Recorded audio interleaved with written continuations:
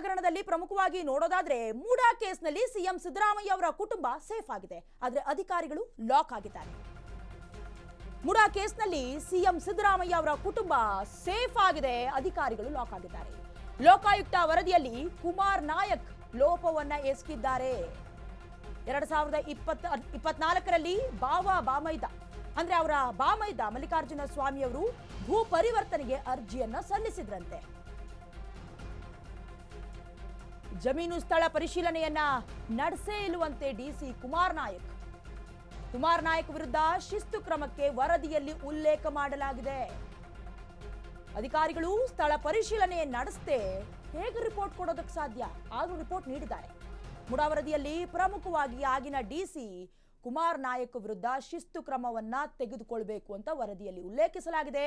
ಅಧಿಕಾರಿಗಳು ಸ್ಥಳವನ್ನ ಪರಿಶೀಲನೆ ನಡೆಸದೆ ವರದಿಯನ್ನ ಬಿಡುಗಡೆ ಮಾಡೋದಕ್ಕೆ ಸಾಧ್ಯನೇ ಇಲ್ಲ. ಪ್ರಮುಖವಾಗಿ ಈ ಮೂಡಾ ಹಗರಣದಲ್ಲಿ ಸದ್ಯಕ್ಕೆ ಸಿಎಂ ಸಿದ್ದರಾಮಯ್ಯ ಅವರ ಕುಟುಂಬದವರ ಇನ್ವಾಲ್ವ್ಮೆಂಟ್ ಇಲ್ಲ, ಕ್ಲೀನ್ ಚೀಟ್ ಸಿಕ್ಕಿದೆ. ಆದರೆ ಈ ಪ್ರಕರಣದಲ್ಲಿ ಅಧಿಕಾರಿಗಳು ಲಾಕ್ ಆಗಿರೋದು ನೀವು ದೃಶ್ಯಾವಳಿಗಳಲ್ಲೂ ಕೂಡ ಗಮನಿಸ್ತಾ ಇದ್ದೀರಾ. ಮಾಜಿ ಡಿಸಿ ಕುಮಾರ್ ನಾಯಕ್ ಅವರ ಭಾವಚಿತ್ರ ಇದೆ. ಇವರು ಆ ಸಮಯದಲ್ಲಿ ಅಂದ್ರೆ 50-50 ಸೈಟ್ ಹಂಚಿಕೆ ಆಗಿತ್ತಲ್ಲ, ಆ ಸಂದರ್ಭದಲ್ಲಿ ಪರಿಶೀಲನೆಯನ್ನ ನಡೆಸಬೇಕಾಗಿತ್ತು. ಯಾವ ವಿಚಾರಕ್ಕೆ ಸೈಟ್ ಹಂಚಿಕೆ ಆಗ್ತಾ ಇದೆ ಅನ್ನೋದನ್ನ ನೋಡ್ಕೊಳ್ಬೇಕಾಗಿತ್ತು.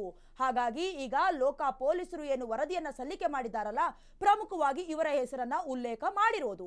ಏನಾಗತ್ತೆ, ಯಾವ ರೀತಿ ಆನ್ಸರ್ ಮಾಡ್ತಾರೆ, ಎಲ್ಲವೂ ಕೂಡ ಯಕ್ಷ ಪ್ರಶ್ನೆ ಅಂತಾನೆ ಹೇಳ್ಬಹುದು.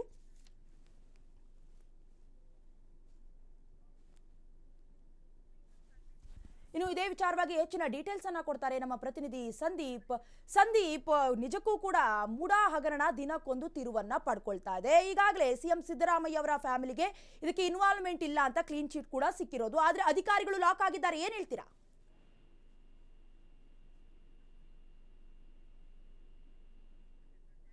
ಸಂಪರ್ಕ ಸಾಧ್ಯವಾಗ್ತಾ ಇಲ್ಲ. ಅಂದ್ರೆ SP ಉದೇಶ್ ಅವರ ನೇತೃತ್ವದಲ್ಲಿ ಕ್ಲೀನ್ ಚೀಟ್ ಕೂಡ ಸಿಕ್ತು. ಲೋಕ ಪೊಲೀಸರು ವರದಿಯನ್ನ ಸಲ್ಲಿಕೆ ಮಾಡಿದಾಗ ಸಿಎಂ ಸಿದ್ದರಾಮಯ್ಯ ಅವರ ಕುಟುಂಬದ ಸಲುವಾಗಿ. ಹಾಗೆ ಇನ್ನೊಂದು ಆಂಗಲ್ ನಲ್ಲಿ ನಾವು ನೋಡೋದಾದ್ರೆ ಮೂಡಾ ಹಗರಣ ಇಲ್ಲಿಗೆ ಬ್ರೇಕ್ ಬೀಳ್ತಿತ್ತೋ ಇಲ್ವೋ ಗೊತ್ತಿಲ್ಲ.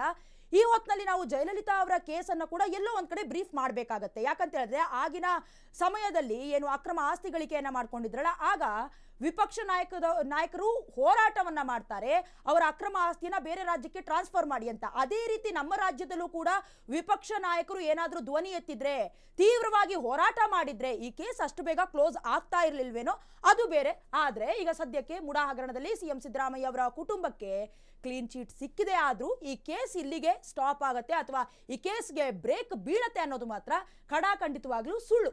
ದಿನಕ್ಕೊಂದು ರಾಜಕೀಯ ತಿರುವನ್ನ ಪಡ್ಕೊಳ್ತಾ ಇದೆ.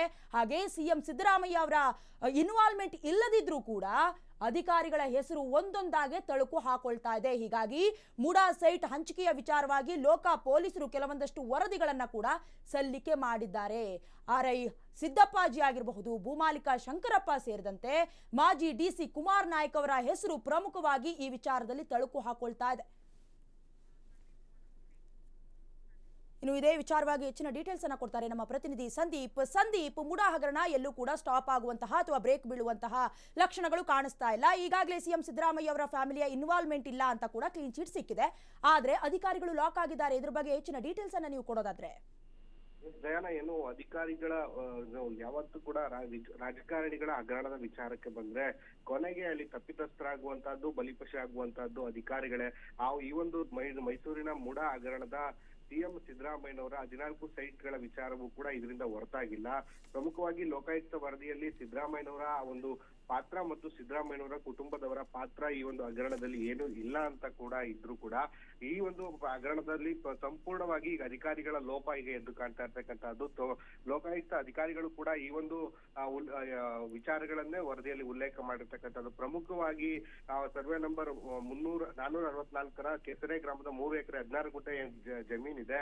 ಆ ಒಂದು ಜಮೀನಿನ ಅನ್ಯಕ್ರಾಂತ ಆಗುವಾಗ ಅಂದಿನ DC ಅಂದ್ರೆ ಕುಮಾರ್ ನಾಯಕ್ ಯಾರಿದ್ರು, ಇವರು ಸ್ಥಳಕ್ಕೆ ಹೋಗಿ ವಸ್ತುಸ್ಥಿತಿಯನ್ನ ಅರಿಯ ತಿಳಿಯದೆ ತಪ್ಪು ಒಂದು ಮಾಹಿತಿಯನ್ನ ನೀಡಿ ಒಂದು ಅನ್ಯಕ್ರಾಂತವನ್ನ ಮಾಡಿದ್ದಾರೆ. ಇದರಿಂದ ಆಚೆಗೆ ಎಲ್ಲವೂ ಕೂಡ ಒಂದು ಹಗರಣವಾಗಿ ಮಾರ್ಪಟ್ಟಿರ್ತಕ್ಕಂಥದ್ದು ಅನ್ನುವಂಥದ್ದು ಈಗ ಲೋಕಾಯುಕ್ತ ವರದಿಯಲ್ಲಿ ಸ್ಪಷ್ಟವಾಗಿ ಉಲ್ಲೇಖ ಆಗಿರ್ತಕ್ಕಂಥದ್ದು. ಅಂದ್ರೆ ಅದಿನ ಡಿಸಿ ಆಗಿರ್ತಕ್ಕಂತಹ 1994ರಲ್ಲಿ ಏನು ಮಲ್ಲಿಕಾರ್ಜುನ ಸ್ವಾಮಿ ಅವರು ಭೂ ಪರಿವರ್ತನೆಗಾಗಿ ಅರ್ಜಿ ಸಲ್ಲಿಸ್ತಾರೆ. ಈ ಒಂದು ಅರ್ಜಿ ಸಲ್ಲಿಸುವಾಗ ಅಧಿಕಾರಿಯಾಗಿರ್ತಕ್ಕಂಥವ್ರು ಸ್ಥಳಕ್ಕೆ ಹೋಗಿ ಅಲ್ಲಿನ ಸ್ಥಳದ ವಸ್ತುಸ್ಥಿತಿಯನ್ನ ಅರಿತು ಆನಂತರದಲ್ಲಿ ಆದೇಶವನ್ನ ಮಾಡ್ಬೇಕಾಗಿರ್ತದೆ.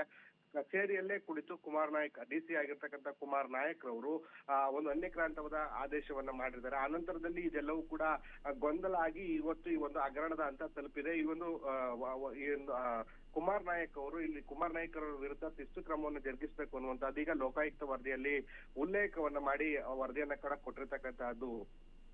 Thank you Sandeep ಡೀಟೇಲ್ಸ್ಗಾಗಿ.